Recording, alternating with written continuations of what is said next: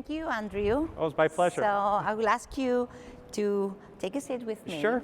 And have a little bit of discussion with Scott. Scott, are you still with us? Oh, he is with us. I am here. You're here. So wow. So here. What do you think about Andrew's point of view? No, Andrew's just right on the mark. You have to be able to avoid the distractions. It's so easy to get lost in the clutter.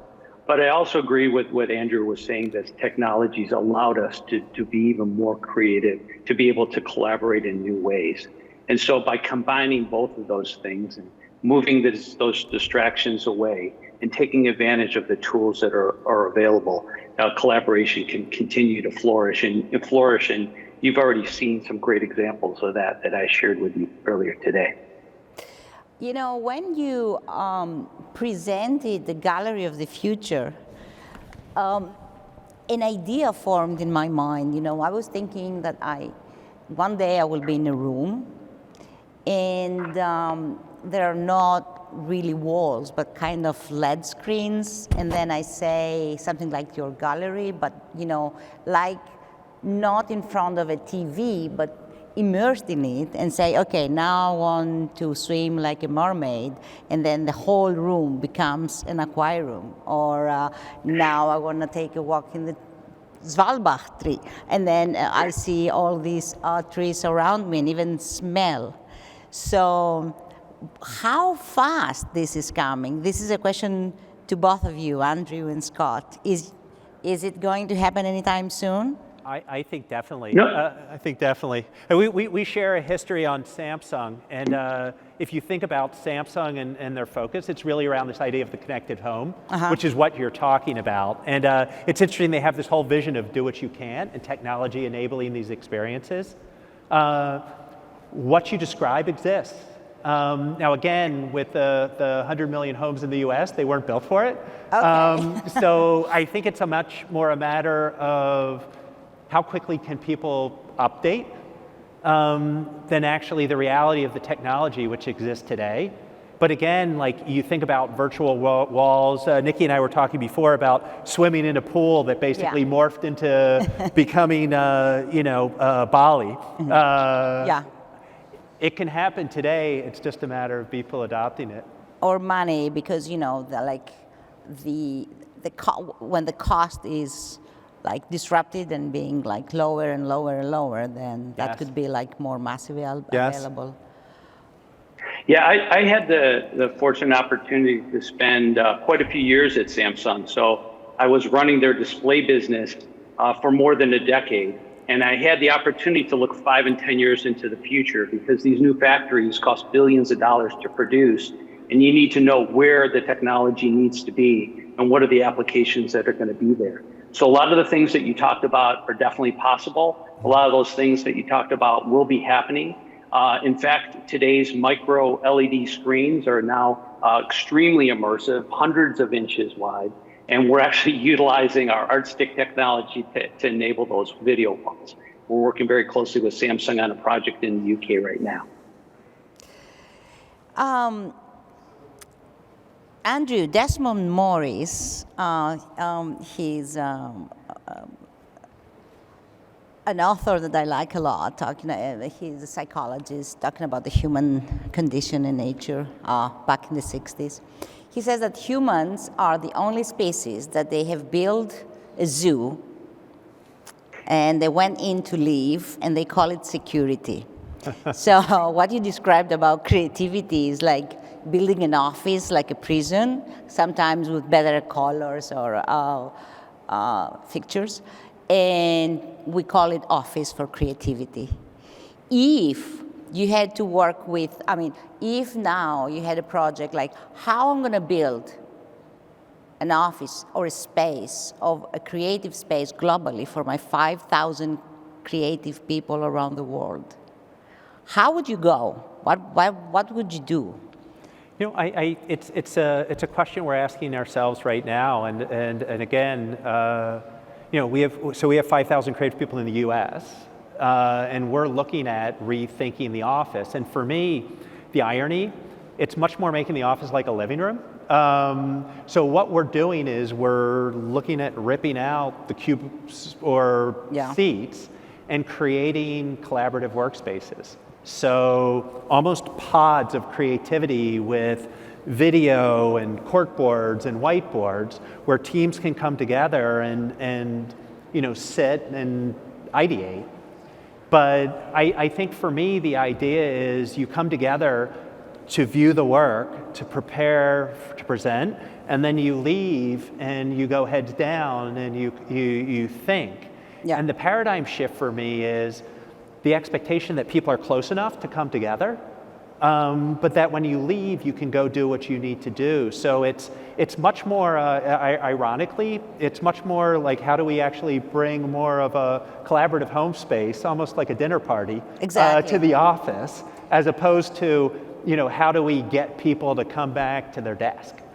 Yeah, and more than that, I was a TED that I used to go very often before everything was disrupted, every year. There is a new also idea of not having just the office, but the office be like a camp out in the woods when you experience not only the home environment, but also the long walks, the common experience. And I want to go now to Scott and how technology can converse with this kind of thinking of making offices a place that we don't go like in a prison and call it work, but regenerate, refresh, and use creativity and art in a different way. So, or how you take this gallery in a stick and democratize it for everyone. Yeah, I think there's a couple of points that you brought up there. You're definitely going to see much more of a call to nature. It's a big trend. You're seeing that happen in the art world where there's this need for calm and peacefulness. I was involved when Samsung was building their new innovation center in Silicon Valley, and I was part of a committee that helped design the building and the environment. And we looked at some of the best case scenarios. We looked at the Apple campus with the spaceship and the amount of outdoor space that they created inside. We looked at the Facebook campus, which they created, which looks like you're actually in an outdoor environment. And we did the same thing within the Samsung space. And to Andrew's point a little bit earlier, sometimes these serendipity moments, not in planned meetings, but you happen to walk across an engineer meets with a marketing person and just has a cup of coffee together, some of the best ideas can be sparked. But also art is definitely a spark for creativity. It's not only a spark for the artist, but it's the spark for the people that are viewing it. And so when you talk about the opportunities that are there, I just think that art is a huge part of human creativity. It's an outlet to be able to express their emotions. And even though technology is sometimes viewed as something that could spark some challenges, it's actually sparking even more innovation and more creativity and bringing these new ideas forward. So I have a question to both of you. The brother of Vincent van Gogh sent him a letter one day telling him, and he was, mind you, he was an art dealer. He was one of the best art dealers in the world in Amsterdam. And he wrote him a letter saying, "Oh, my brother, I'm so sorry for you. Your work doesn't even worth the paint and the canvas." So now with the NFTs and all this digital art, is there a Vincent van Gogh out there that we believe right now that what is creating in the digital space doesn't worth the time and the effort, doesn't worth the paint and the canvas? And how are we going to know that? How are we going to unveil that? Especially with this all NFT bubble and Banksy and Sotheby's. So who wants to take I'll let you take it first. Oh, yeah, sure. So anytime there's a new genre in art, it's actually very challenging for it to take hold. If you think about what happened when photography came out, everybody thought art was going to be dead because at the time, all art was based on realism. And then you had a creative movement that happened where you had Cubism and you had Impressionism, and that art wasn't thought of as valuable at the time. And sometimes art isn't even viewed as valuable until an artist's passing. But now with this new wave of NFT, it's actually democratizing art. It's letting anybody become an artist. It's letting anybody create. It's ripping down the boundaries and barriers that were there. And the amount of creativity that's being sparked is amazing. Not everybody loves each of the genres that comes out, but over time, people will start to appreciate this and they will continue to have value. And again, the cream will always rise to the top. But I think that you'll always allow this new generation to spark new ideas, new creativity that at the time may be seen as not worth the pixels that they're created with. But you'll be able to have that actually have real value. And there's some very large investors that are coming into the NFT space right now. Andrew? I think history has shown that audience rewards imagination. Okay. And creativity and ideas. You know, I think it's interesting. They say technology basically democratizes art. People could pick up a paper and pencil anytime. It enables new forms. It enables new expression. But you look at the idea that digital has enabled anyone to be a writer or anyone to be a creator. People pay attention to those with skill and talent. People pay attention to those that are interesting and innovative. People are looking for ideas. And again, what makes the Mona Lisa was the artistry of painting it. People who could print 1,000 of them doesn't create the value. So for me, technology can enable new forms of expression. Technology can enable new things. But in the absence of idea, in the absence of creativity, in the absence of innovation, people aren't interested. And again, why are there people with 1 billion views on TikTok? Because they did something interesting and different. Anyone can post on TikTok, but you need an idea.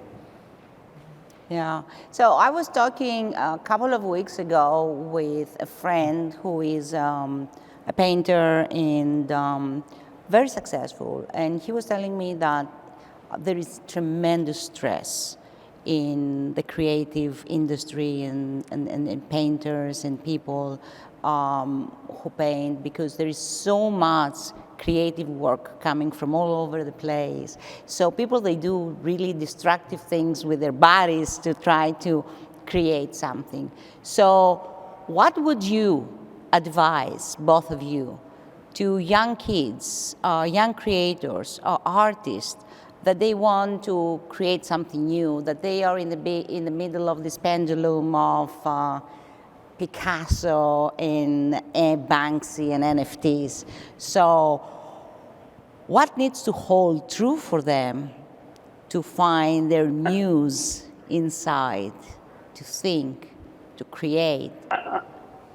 You have to find your inner inspiration, right? You can't copy what's being done out there and try to emulate what others are doing. But if you have your own inspiration and you do the things that you want to do, your creativity, your self-expression will come out. You got to keep asking yourself, what if? What if you tried something new? What if you experimented? And that what if will turn into what's next. I really do think that tapping your own inner creativity is your best chance of success. Don't emulate others. Be yourself and create something really special. And I think for me, the genesis of creativity has always been emotion and human truth. And again, the thing I would encourage all of them is, lean into your emotions and discovering that your own personal human truth, the truth in the world around you. And that's where you're going to get sparks of ideas. That's where culture is going to lead you in new directions. To Steve Jobs, creativity is about connections. Once you find that emotional energy and you find the cultural energy and you kind of find that intersection, you discover new phases, you discover new places, you discover new ideas. And then again, technology can help enable the expression of it. just as a paper and pencil can. But for me, it comes back down to like finding that essential emotional human truth. Andrew, Scott, thank you so much for sharing your ideas and your imagination on how to move forward with our imagination in the future. Thank you so much. Thank you, Niki. Yeah, really appreciate it. Had a great time. Thank you.